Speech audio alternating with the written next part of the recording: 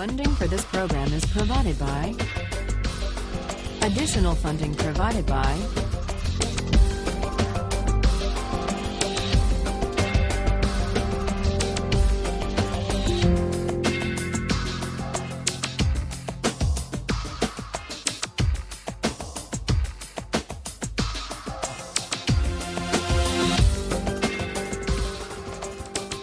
Today we turn to Kant's reply to Aristotle.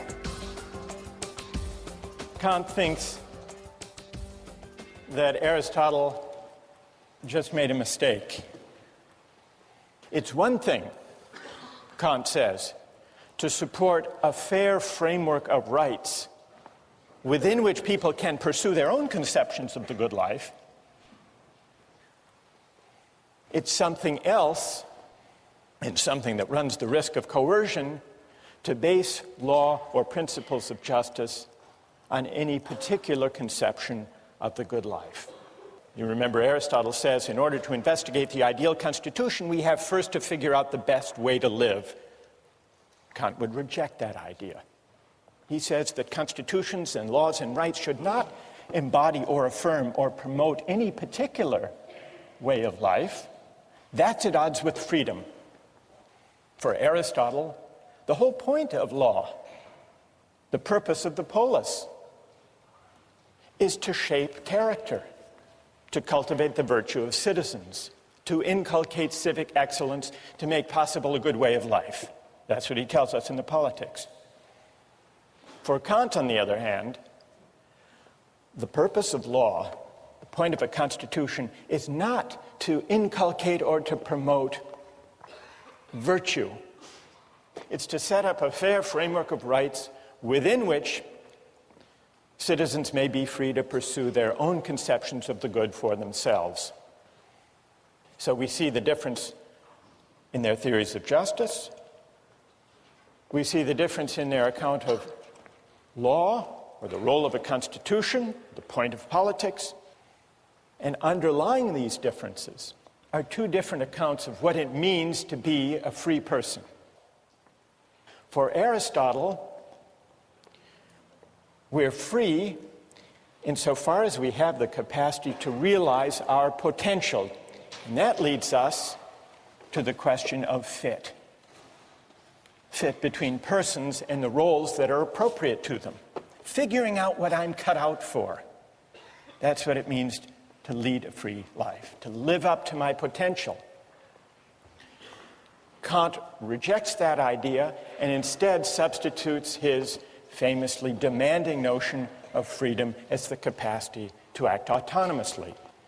Freedom means acting according to a law I give myself. Freedom as autonomy. Part of the appeal, part of the moral force of the view of Kant and of Rawls consists in the conception of the person as a free and independent self, capable of choosing his or her own ends. The image of the self as free and independent offers, if you think about it, a powerful, liberating vision, because what it says is that as free moral persons, we are not bound by any ties of history or of tradition or of inherited status that we haven't chosen for ourselves. And so we're unbound by any moral ties prior to our choosing them. And that means that we are free and independent sovereign selves. We're the authors of the only obligations that constrain us.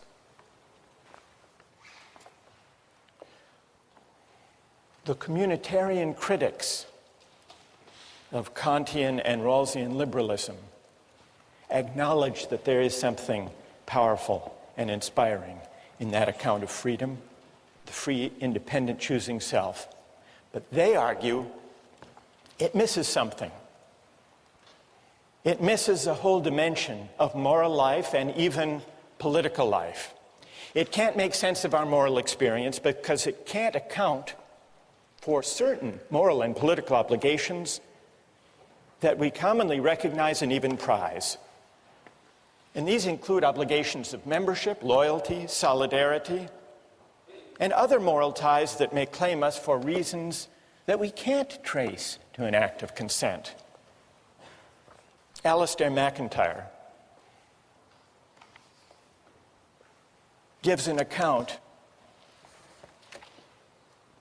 what he calls a narrative conception of the self. It's a different account of the self. Human beings are essentially storytelling creatures, MacIntyre argues. That means I can only answer the question, what am I to do, if I can answer the prior question, of what story or stories do I find myself a part? That's what he means by the narrative conception of the self. What does this have to do with the idea of community and belonging? MacIntyre says this: once you accept this narrative aspect of moral reflection, you will notice that we can never seek for the good or exercise the virtues only as individuals. We all approach our circumstance as bearers of particular social identities.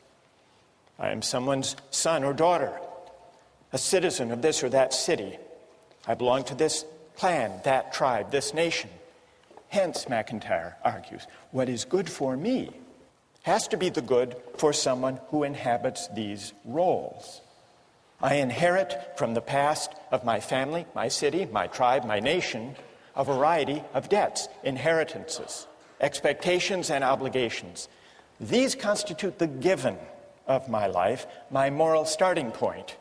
This is, in part, what gives my life its moral particularity. That's the narrative conception of the self. And it's a conception that sees the self as claimed or encumbered, at least to some extent, by the history, the tradition, the communities of which it's a part. We can't make sense of our lives, not only as a psychological matter, but also as a moral matter in thinking what we ought to do without attending to these features about us. Now, MacIntyre recognizes that this narrative account, this picture of the encumbered self, puts his account at odds with contemporary liberalism and individualism. From the standpoint of individualism, I am what I myself choose to be. I may biologically be my father's son, but I can't be held responsible for what he did unless I choose to assume such responsibility. I can't be held responsible for what my country does or has done unless I choose to assume such responsibility. But MacIntyre says this reflects a certain kind of moral shallowness, even blindness. It's a blindness at odds with the full measure of responsibility, which sometimes, he says, involves collective responsibility, or responsibilities that may flow from historic memories. And he gives some examples. Such individualism is expressed by those contemporary Americans who deny any responsibility for the effects of slavery upon black Americans, saying, I never owned any slaves. Or the young German who believes that having been born after 1945 means that what Nazis did to Jews has no moral relevance to his relationship to his Jewish contemporaries. MacIntyre says all of these attitudes of historical amnesia amount to a kind of moral abdication. Once you see that who we are and what it means to sort out our obligations can't be separated, shouldn't be separated from the life histories that define us. The contrast, he says, with the narrative account is clear. For the story of my life is always embedded in the story of those communities from which I derive my identity. I am born with a past, and to try to cut myself off from that past is to deform my present relationships.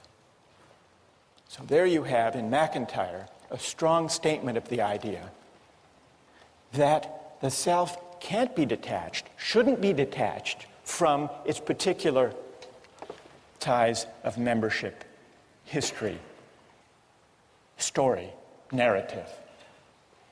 Now, I want to get your reactions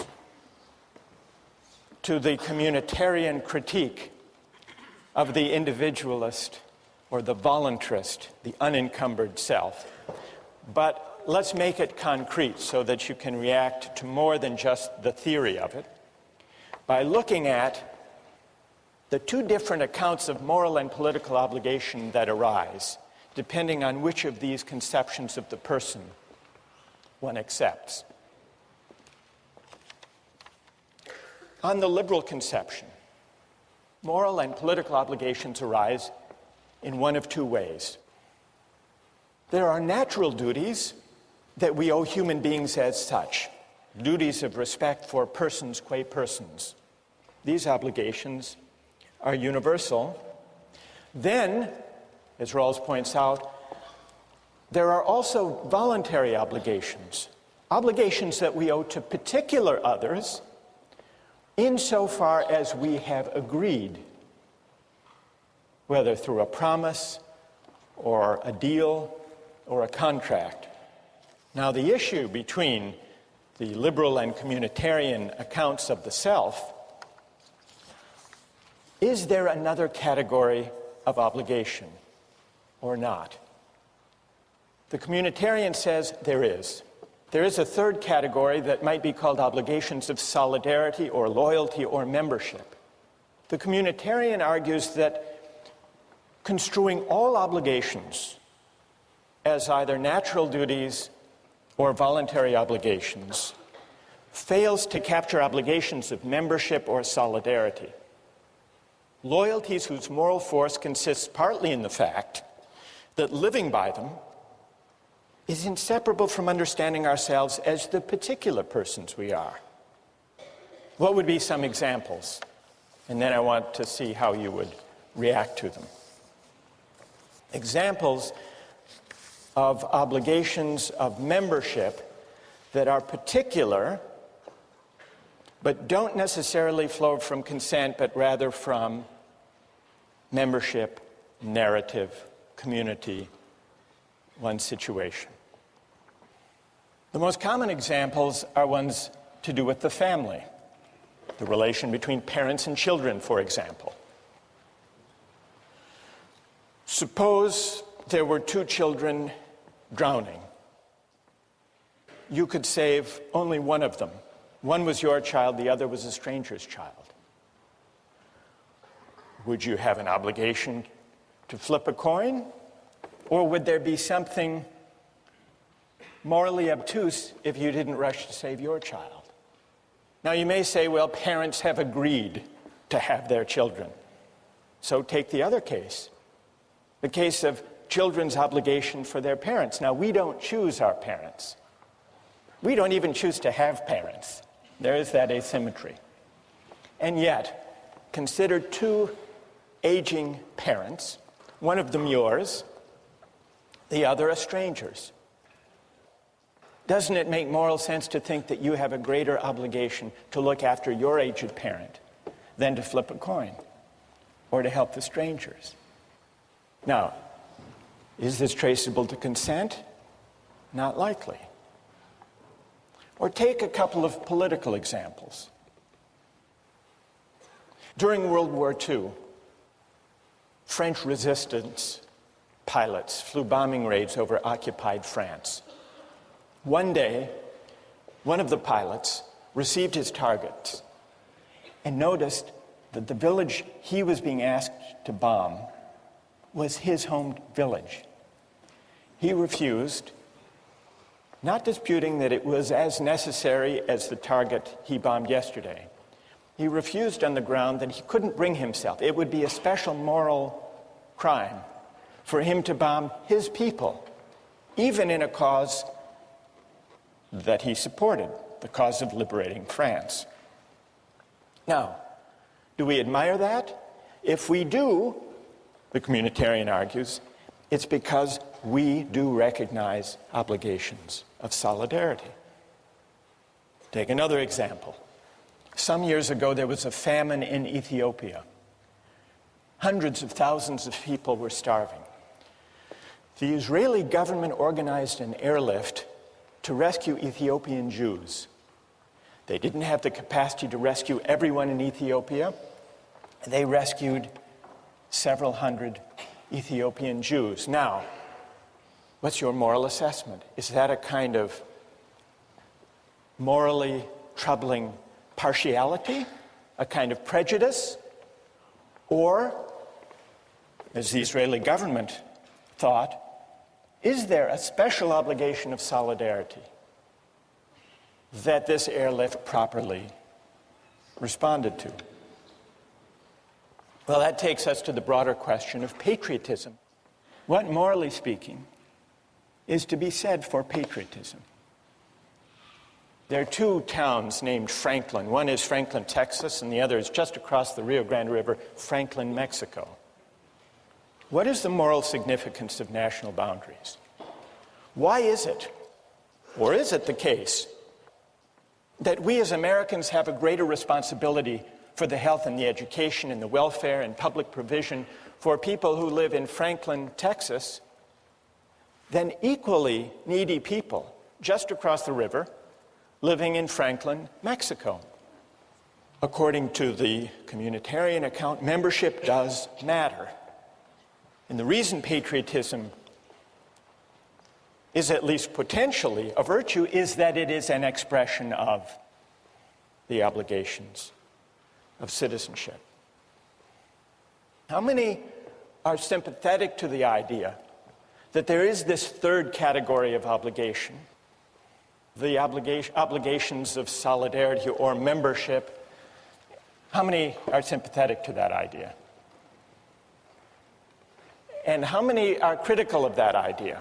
How many think all obligations can be accounted for in the first two ways? All right, let's hear from the critics of the communitarian idea first. Yes.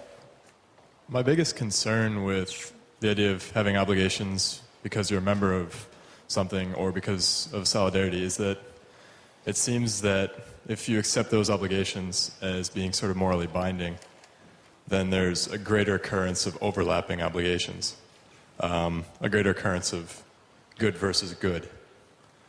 And I don't know if this sort of framework allows us to choose between them. Good. And what's your name? Patrick. So you worry that if we recognize obligations of membership or solidarity, since we inhabit different communities, their claims might conflict. And what would we do if we have competing obligations? Yes. Well, one solution is that we could view ourselves as ultimately members of the human community, and that then within that we have all these smaller spheres of that, you know, I am American or I am a student at Harvard.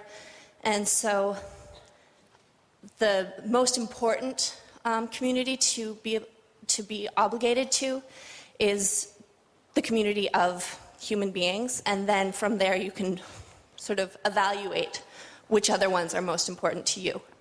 So the most and what's your name? Nicola? So, Nicola, you say the most universal community we inhabit, the community of humankind, always takes precedence. Yes. Patrick, are you satisfied? No. Why not?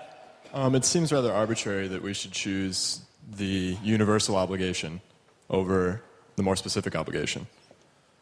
I might also say that I should be obligated first to the most specific of my obligations. For instance, take my family as a small unit of solidarity. Perhaps I should be first obligated to that unit, and then perhaps to the unit of my town, and then my country, and then the human race. Good, thank you. I want to hear from another critic of the communitarian view, we have the objection, well, what if goods collide? Who objects to the whole idea of it? Who sees patriotism as just a kind of prejudice that ideally we should overcome? Yes? Patriotism reflects a community membership. That's a given. I think the problem is that whereas some memberships are natural narratives, the narrative of citizenship is a constructed one, and I think a false one. Because as the river is just a historical accident, it makes no sense that because the lottery of birth threw me into the United States as opposed to Mexico, that that's the membership that I should be a part of. Good. And what's your name? Elizabeth. Elizabeth. Who has a reply? Yes. I think in general, we have to ask, where do our moral obligations arise from anyway? And I think basically there'd be two places from which they could arise. One would be kin, and another one would be reciprocity. And the closer you are associated to other people, there's a natural reciprocity there in terms of having interactions with those people. You interact with the neighbors on your street, with the other people in your country through economic arrangements. But I don't know, and you don't know those people in Franklin, Texas, any more than you know the people in Franklin, Mexico, do you? Presumably you're naturally more connected with the people in your own country in terms of interaction and trade than you are with people in other countries. Good. Who else? Well, go ahead. Yeah, I think that a lot of the basis for patriotism can be compared to like school spirit or even house spirit that we see here, where freshmen are sorted into houses and then within a day they have developed some sort of attachment or pride associated with that house. And so I think that we can probably draw a distinction between a moral obligation for communitarian beliefs and sort of just a sentimental, emotional attachment. Good. Wait, stay there. What's your name? Rena. What about, go back to my example about the obligation of the child to the parent. Would you say the same thing there? It's just may or may not be a sentimental tie, but it has no moral weight? Well, I mean, I'm not entirely certain that accident in the initial stage is something that will preclude like moral obligations later. So, you know, just because we were randomly sorted into a house or just because we don't choose who our parents are or what country we're born into doesn't necessarily mean that we won't like develop an obligation based on some type of benefit, I guess, which is sort of shaky. So your obligation to your aged parent that's greater than to aged parents around the world is only because and insofar as you're repaying a benefit that your parent gave you when you were growing up? Yeah, I mean, I would say that if we look at cases of adoption where, you know, you have a biological parent somewhere else that you don't interact with, and then you have a parent, you know, who adopted you, most people would say that if you had to pick between them in the case of, you know, aging parents, that your obligation would lie more with the person who raised you and who had exchanges with you meaningfully. May I ask you one more question about the parent? Sure. Do you think that a person with a bad parent owes them less? I don't know, because I've never had a bad parent.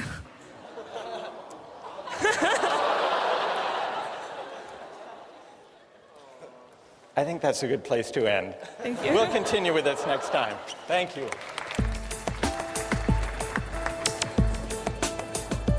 If I were working on an ec problem set, for example, and I saw that my roommate was cheating, that might be a bad thing for him to do, but I wouldn't turn him in. You would not turn him in? I wouldn't turn him in, and I think that, I would argue that's the right thing to do because of my obligation to him, you know. You don't have a duty to tell the truth? To report someone who cheated? Today, I'd like to consider the strongest objections to the idea that there are obligations of solidarity or membership. Then I want to see if those objections can be met successfully. One objection emerged in the discussion last time. Patrick said, well, if obligations flow from community membership and identity, we inhabit multiple communities, doesn't that mean that our obligations will sometimes conflict? So that's one possible objection. And then Rena said, these examples meant to bring out the moral force of solidarity and membership. Examples about parents and children, about the French resistance fighter asked to bomb his own village and drawing back, about the airlift by Israel of Ethiopian Jews. These examples, they may be intuitively evocative, Rena said, but really they're pointing to matters of emotion, matters of sentiment, not true moral obligations. And then there were a number of objections, not necessarily to patriotism as such, but to patriotism understood as an obligation of solidarity and membership beyond consent. This objection allowed that there can be obligations to the communities we inhabit, including obligations of patriotism, but this objection argued that all of the obligations of patriotism or of community or membership are actually based on liberal ideas and perfectly compatible with them. Consent, either implicit or explicit, or reciprocity.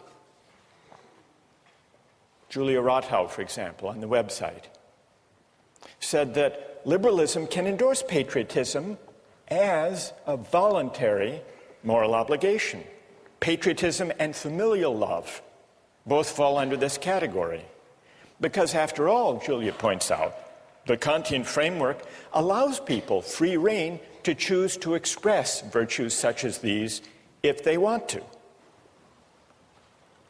So you don't need the idea of a non-voluntary particular moral obligation to capture the moral force of community values. Where's Julia? Okay, so did I summarize that fairly?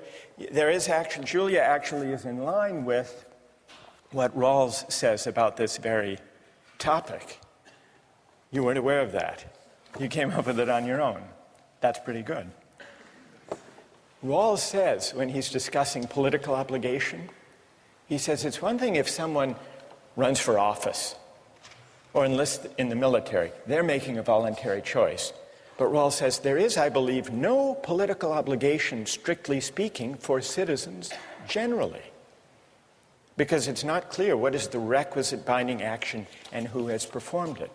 So Rawls acknowledges that for ordinary citizens, there is no political obligation except insofar as some particular citizen willingly, through an act of consent, undertakes or chooses such an obligation. That's in line with Julia's point. It's related to another objection that people have raised, which is it's perfectly possible to recognize particular obligations to one's family or to one's country, provided honoring those obligations doesn't require you to violate any of the natural duties or requirements of universal respect for persons, qua persons. So that's consistent with the idea that we can choose, if we want to express a loyalty to our country or to our people or to our family, provided we don't do any injustice within the framework, acknowledging the priority, that is, of the universal duties. The one objection that I didn't mention is the view of those who say that obligations of membership really are a kind of collective selfishness. Why should we honor them? Isn't it just a kind of prejudice? So what I'd like to do, perhaps if those of you who have agreed, who wrote and who have agreed to press these objections, perhaps if you could gather down all together, we'll form a team as we did once before, and we'll see if you can respond to those who want to defend patriotism conceived as a communal obligation. Now, there were a number of people who argued in defense of patriotism as the communitarian view conceives it. So let me go down now and join the critics of communitarianism, if there's a microphone that we could use somewhere. Okay, thanks, Kate. Who, as the critics of patriotism, communal patriotism, gather their forces here? Patrick, if you want to, you can join as well, or Rena. Others who have spoken or addressed this question are free to join in. But I would like to hear now from those of you who defend patriotism and defend it as a moral obligation that can't be translated back into purely consent-based terms, can't be translated into liberal terms. Where's A.J. Kumar? A.J., everybody seems to know you. All right, let's hear from A.J. You said, in the same way I feel I owe more to my family than to the general community, I owe more to my country than to humanity in general. Because my country holds a great stake in my identity, it is not prejudice for me to love my country unless it is prejudice for me to love my parents more than somebody else's. So, AJ, what would you say to this group? Stand up.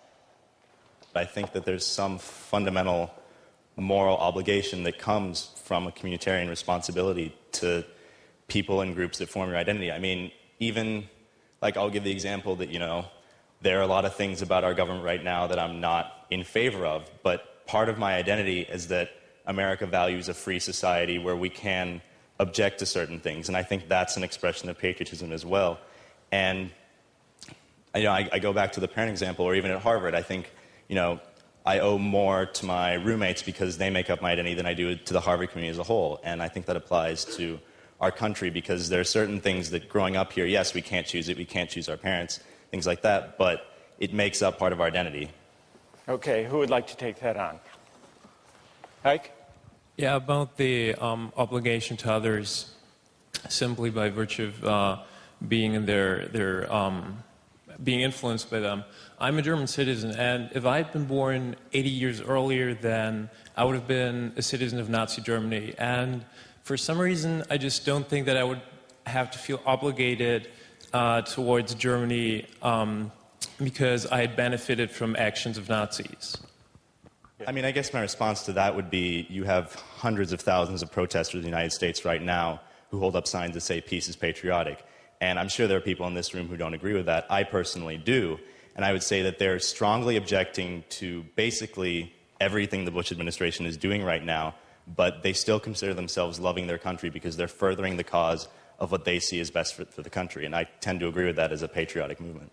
Well, but how's that then? How do you still favor your country? How's that still patriotic? I mean, isn't that more a sentimental attachment?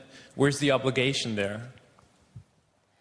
Yeah, not to bring this back to John Locke, but I'd like to bring this back to John Locke. So, I mean, in his conception of when people join society, there's still some outlet. Like if you're not satisfied with your society, you do have a means of exit. Even though we had a lot of concerns about how you're born in and it's not very feasible, he still provides that option.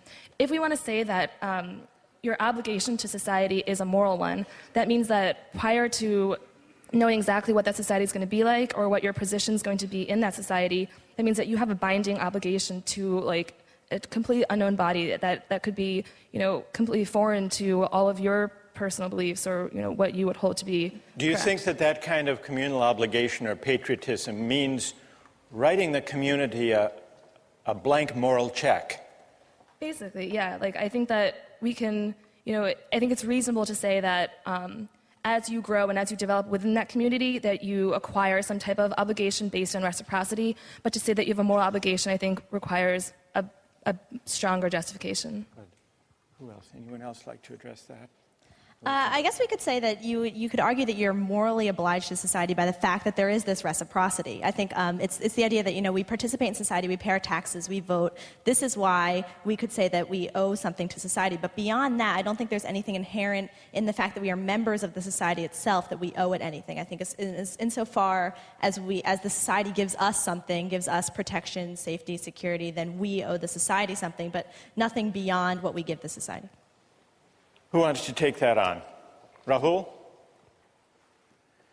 I don't think we give the community a blank moral check in that sense. I think we only give it a blank moral check when we abdicate our sense of civic responsibility and when we say that the debate doesn't matter because patriotism is a vice. I think that patriotism is important because it gives us a sense of community, a sense of common civic virtue that we can engage in the issues. Even if you don't agree with the way the government is acting, you can still love your country and hate the way it's acting. And I think because out of that love of country, you can debate with other people and have respect for their views, but still engage in the debate. If you just say that, patriotism is a vice, you drop out of that debate and you cede the ground to people who are more fundamentalist, who have a stronger view, and who may coerce the community. Instead, we should engage the other members of the community on that same moral ground. Well, now what we hear from AJ and Rahul is a very pluralistic, argumentative, critically minded patriotism, whereas what we hear from Ike and the critics of patriotism here is the worry that to take patriotic obligation in a communal way, seriously, involves a kind of loyalty that doesn't let us just pick and choose among the beliefs or actions or practices of our country. What's left of loyalty if all we're talking about, AJ and Rahul, if all we're talking about is loyalty to principles of justice that may happen to be embodied in our community or not, as the case may be, and if not, then we can reject its course. I don't know, I've sort of given a reply. I got carried away. I'm sorry. Who would like? Go ahead, Julia. Yeah, I think that patriotism, you need to define what that is. It sounds like, you would normally think that we were given a more weak definition here of patriotism amongst us, but it almost sounds like your definition is merely to have some sort of civic involvement in debating within your society. And I think that kind of undermines maybe some of the moral worth of patriotism as a virtue as well. I think if you can consent to a stronger form of patriotism if you want, that's a stronger, I guess, moral obligation than even what you're suggesting. What we really need to sharpen the issue is an example from the defenders of communitarianism of a case where loyalty can actually compete with and possibly outweigh universal principles of justice. Isn't that's the test they really need to meet, isn't it? All right, so that's the test you need to meet, or any among you who would like to defend obligations of membership or solidarity independent of ones that happen to embody just principles. Who has an example of a kind of loyalty that can and should compete with universal moral claims, respect for persons? Go ahead. Yeah, if I were working on an EC problem set, for example, and I saw that my roommate was cheating, that might be a bad thing for him to do, but I wouldn't turn him in. You would not turn him in? I wouldn't turn him in, and I think that I would argue that's the right thing to do because of my obligation to him. It may be wrong, but that's what I would do, and I think that's what most people would do as well. All right, now there's a fair test.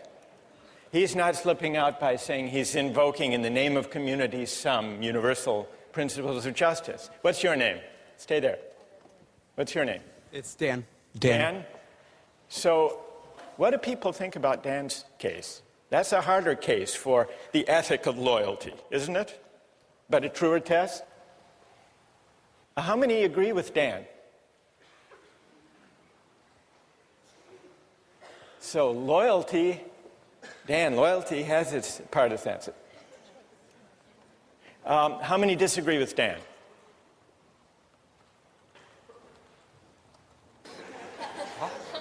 Peggy.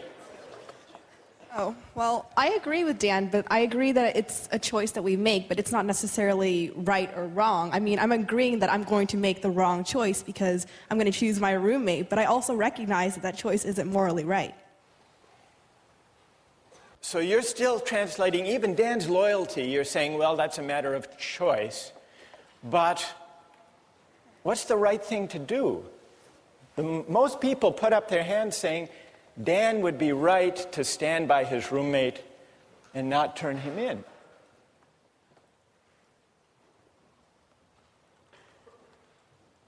Yes, go ahead. Also, I think as a roommate, you have insider information, and that might not be something you want to use. That might be something unfair to hold against.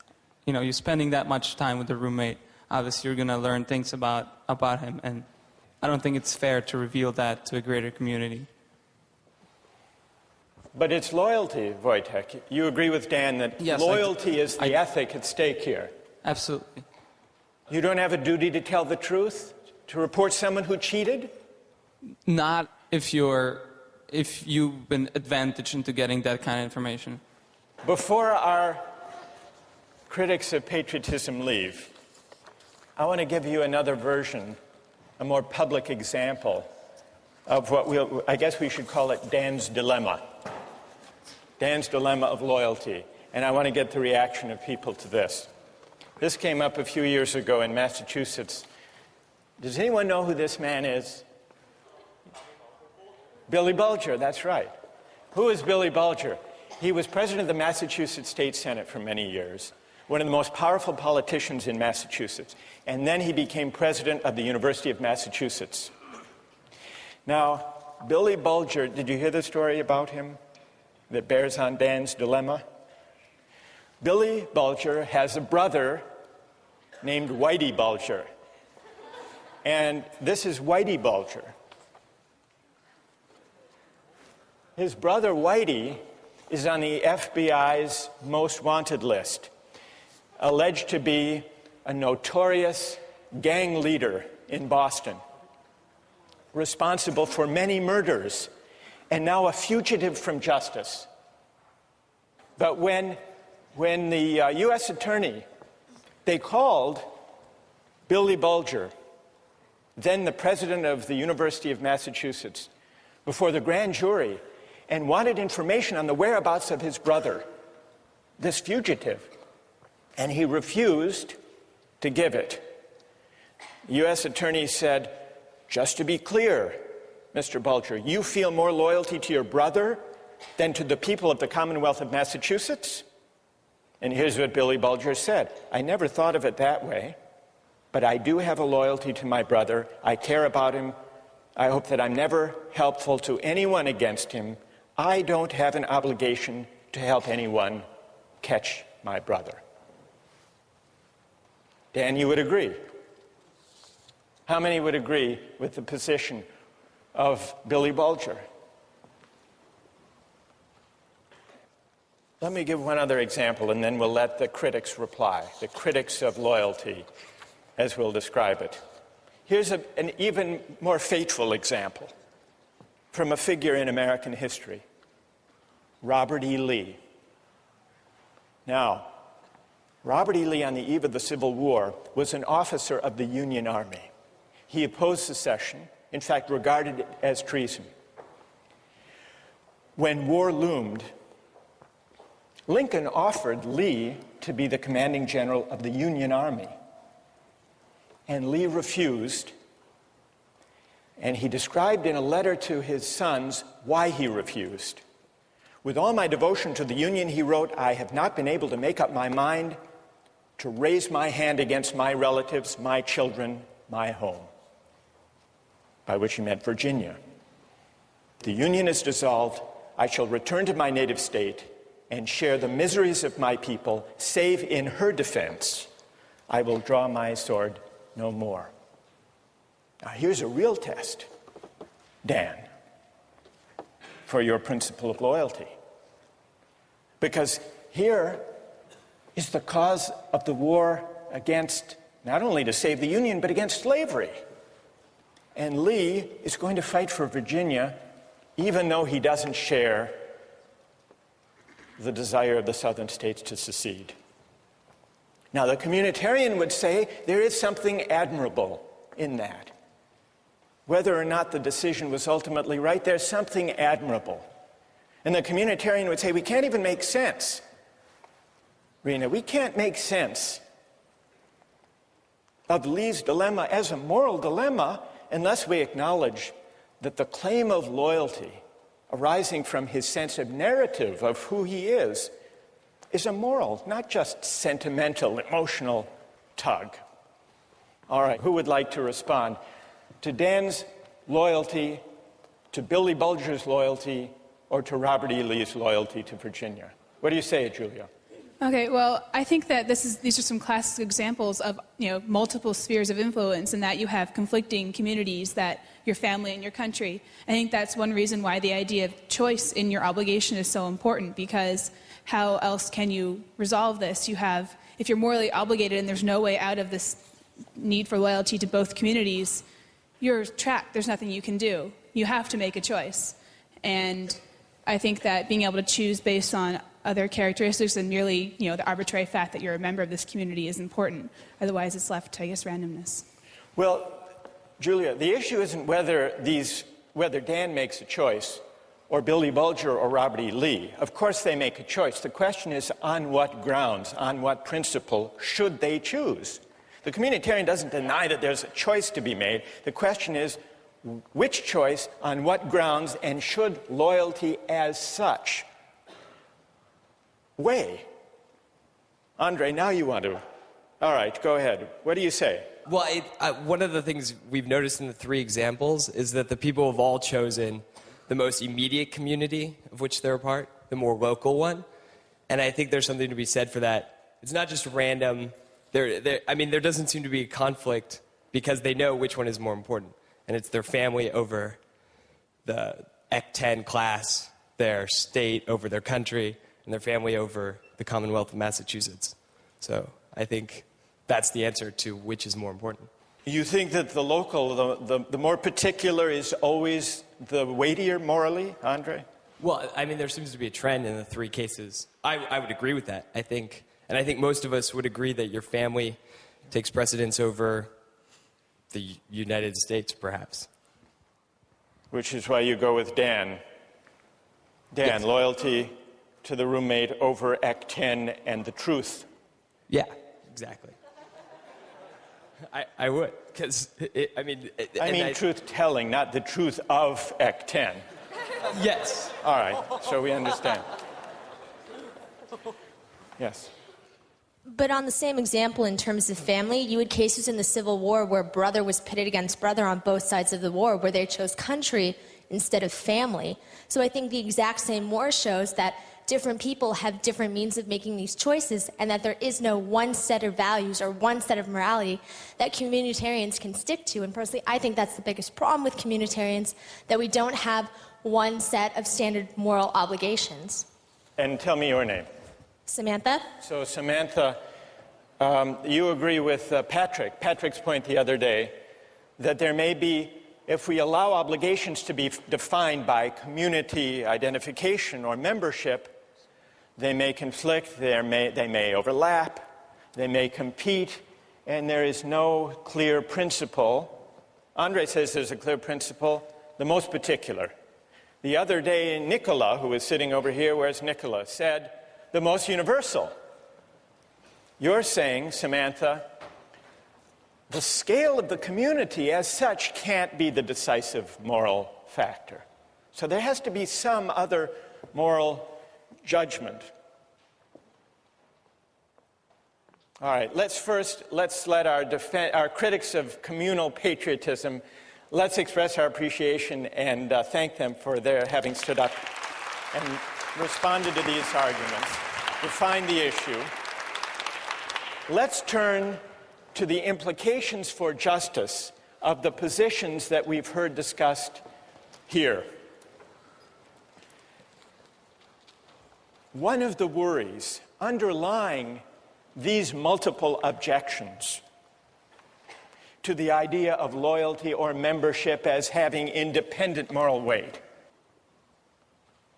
is that it seems to argue that there is no way of finding principles of justice that are detached from conceptions of the good life as they may be lived in any particular community. Suppose the communitarian argument is right. Suppose the priority of the right over the good can't be sustained. Suppose instead that justice and rights unavoidably are bound up with conceptions of the good. Does that mean that justice is simply a creature of convention, of the values that happen to prevail in any given community at any given time? One of the writings we have among the communitarian critics is by Michael Walzer. He draws the implications of justice this way. Justice is relative to social meanings. A given society is just if its substantive life is lived in a certain way, in a way that is faithful to the shared understandings of the members. So, Walzer's account seems to bear out the worry that if we can't find independent principles of justice, independent, that is, from conceptions of the good that prevail in any given community, that we're simply left with justice being a matter of fidelity or faithfulness to the shared understandings or values or conventions that prevail in any given society at any given time. But is that an adequate way of thinking about justice?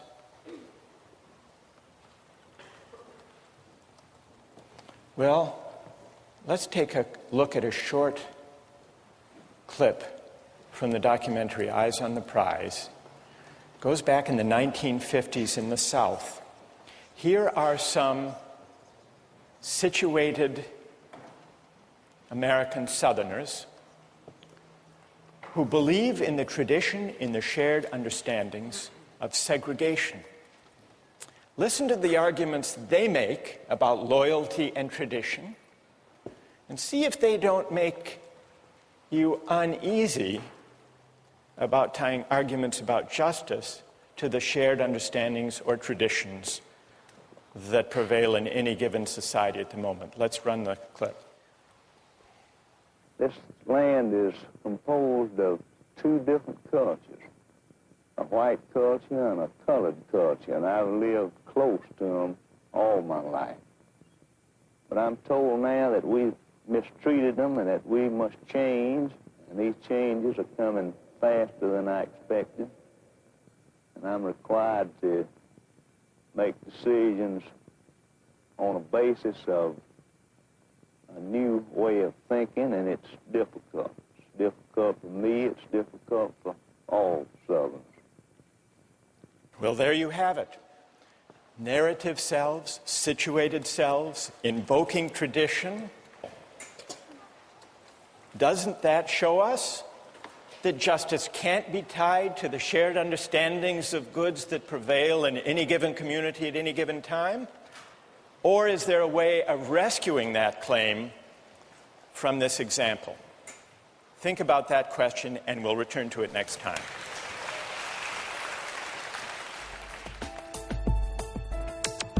Don't miss the chance to interact online with other viewers of Justice.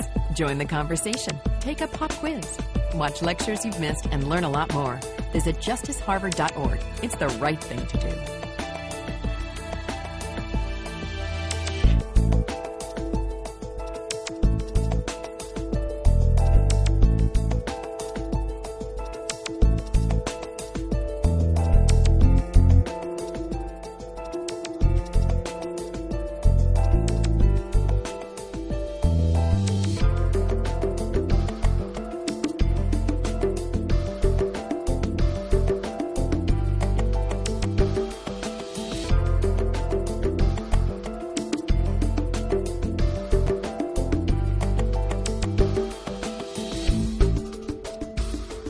Funding for this program is provided by... Additional funding provided by